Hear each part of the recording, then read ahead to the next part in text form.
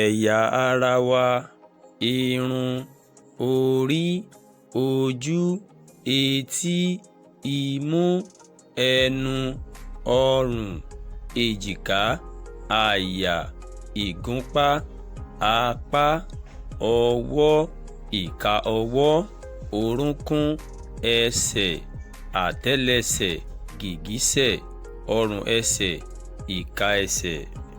Ó yá, ẹ jẹ́ ká fi ẹ̀yà ara wa ká fi kọrin: orí mi, èjìká mi, orúnkún, ẹsẹ̀, orí mi, èjìká mi, orúnkún, ẹsẹ̀, orí mi, èjìká mi, orúnkún, ẹsẹ̀, tìrẹ ni Olúwa pátápátá.